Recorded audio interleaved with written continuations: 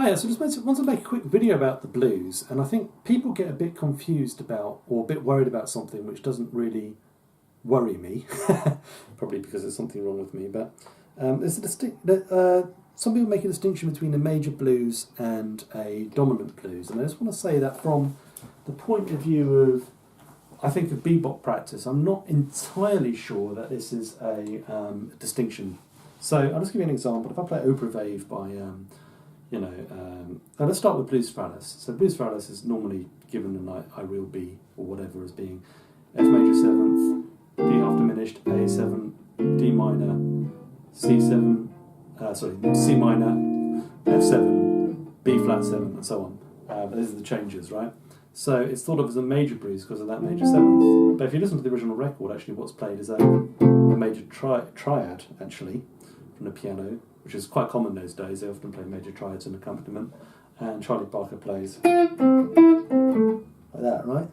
So of course we think of, because it's got an E in, using our modern jazz theory, we think of that as being a composite sound of, F major 7th, right?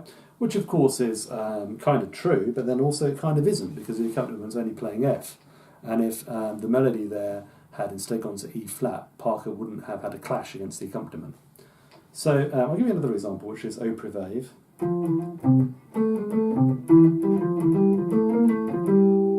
Notice that at the beginning it's completely, apart from that lower neighbour tone for the third, it's completely what we might call F Ionian, F major.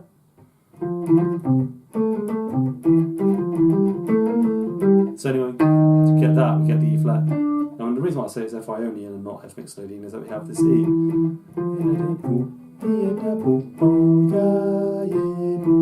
It gets played quite a lot. And yet, if I don't know, let's look up the changes to Opera Vave. And it says, in the great oracle that is I real B, and it tells you that that first chord is an F7. That progression goes, ya-bo-da-boom, ba-bo-da-boom, ba-ba-do-dee, ba-ba-do-dee-boom, ba. I mean, that to me doesn't fit the changes. I think what it is, ya-bo-da-boom, ba-bo-dee-boom, ba-ba-do-dee, ba-ba-do-boo-yee-boom, ba-ya-boom. So I think you don't get that F7 sound until the fourth bar, basically. So, ya-bo-dee-boom, ya-bo-da-boom, ba-ba-do-dee, ba-ba-do-dee-boom, ba-ya. And that follows the melody. Whereas these changes, the I real B changes, they clash, right? So, anyway, I mean, this is not something that I've done a huge amount of thinking about, but it's something I've just done, is I've just played F blues so much on the bandstand, you know. It's just kind of everyday material for your jazz musicians, right? That made me think, well, I mean, the way I play blues now is I'm not really thinking of that first chord as being F7 at all. I mean, I could totally blues it up. I could go...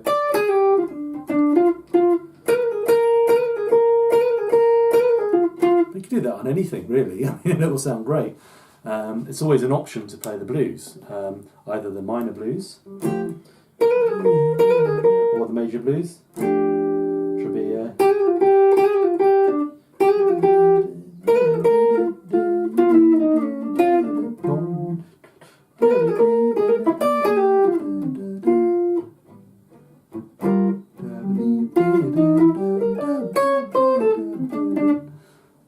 But, I mean, I would say on the whole, when I'm playing, like, when I'm not thinking blues and I'm playing bebop, like, I'm thinking I'm going to play a bebop line on the changes, what I will tend to do is I will tend to play the, I'm just getting a play along up here for use.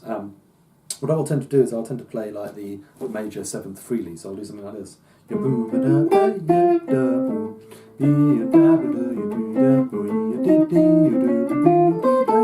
Now I do like...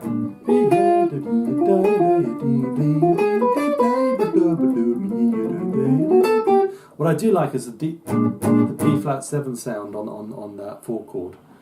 But again, you know, it kind of varies. You'll find different variations depending on which version of the blues you're looking at. Another very common move is, instead of going up to the B diminished 7th, is to go to B flat minor. I mean, a good example of that would be, Duke Ellington. And it goes.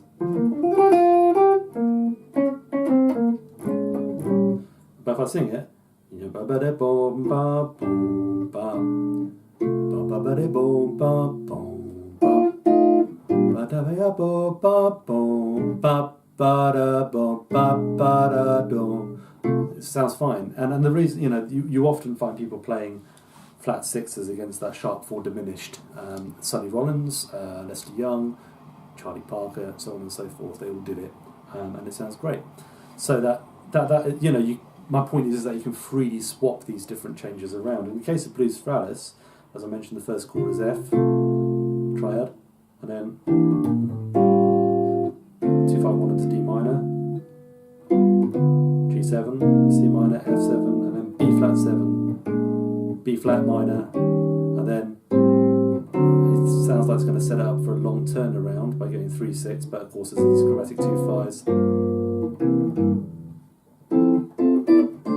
So it's got a little bit more to it, but I wouldn't necessarily call that, just because it's got. I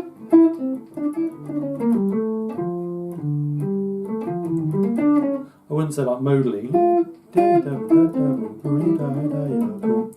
It has that much to distinguish it from, say, Oprave in terms of, its tonality. Both are pretty much mixing up Ionian, Mixolydian, a bit of both. So I think, when you're comping blues, it might not be a bad idea just to leave the 7th out until you know what the soloist is doing.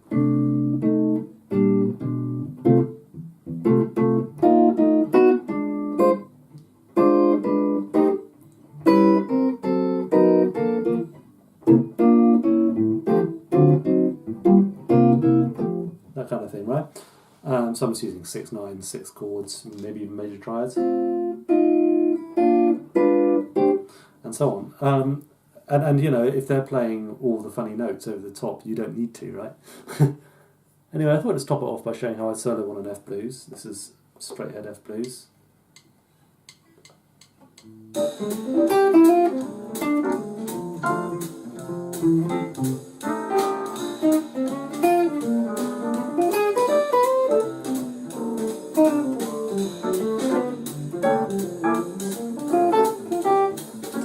Maybe.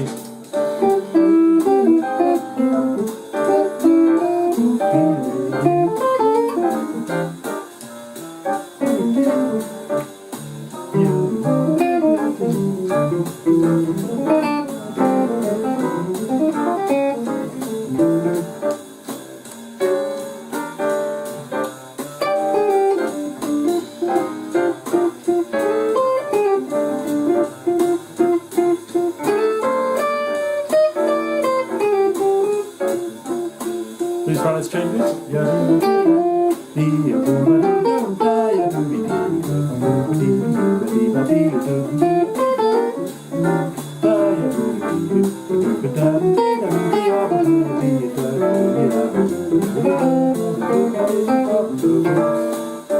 And so on. So hopefully what you can appreciate is that it's perfectly possible to play, even with that backing track which has the F7 in it, it's quite possible to play. It's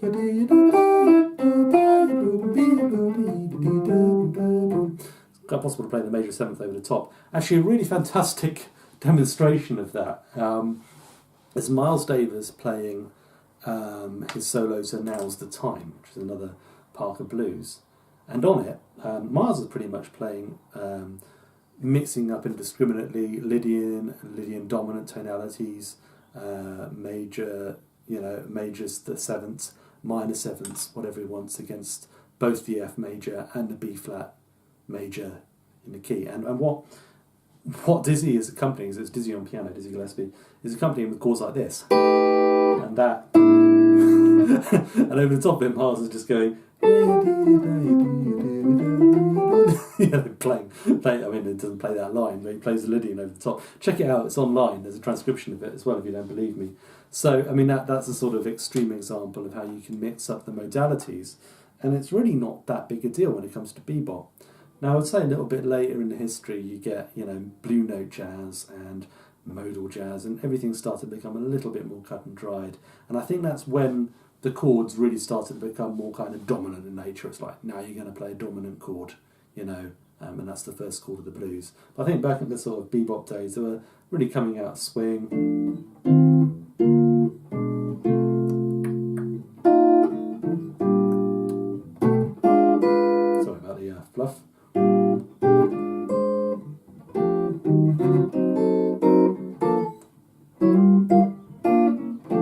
You know, that's how I'd comp really, and I'm not really making a massive deal out of whether it's a major seventh or a dominant seventh. I think what's happened since then is that in theory people have felt that the basic constituent chords of jazz are seventh chords. So they always say, right, well, it's got to be F major seventh or F dominant seventh, and you have to choose. But if you're just playing F6 or F major triad, then you don't have to choose at all. And even if you are playing a major seventh, you might be able to get away with playing a flat 7 anyway. Anyway, I hope you enjoyed that video and find it thought-provoking. It's funny, it's not something I'd really thought about until somebody mentioned it, and then I thought, you know what, I just play those two things as if they're the same. I don't really make a major blues, dominant blues distinction. And in fact, I do that on most standards. You know, if I see something that I want to make bluesy, it could be, you know, anything. It could be Misty, which is pretty much the heaviest kind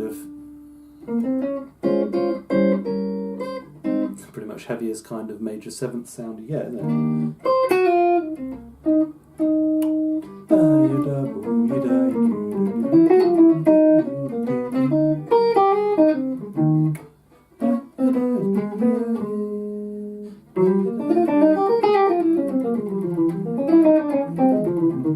And so on.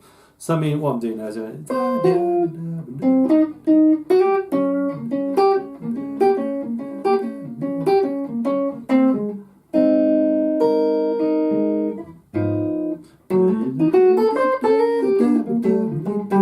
so I play the sharp 4 diminished instead of the minor, just because I like to try things out and see if they work, rather than waiting for theory to tell me what's right and wrong. And of course, over the dominant seventh, I mean, I've just demonstrated, but I'll demonstrate again that I can play major seventh.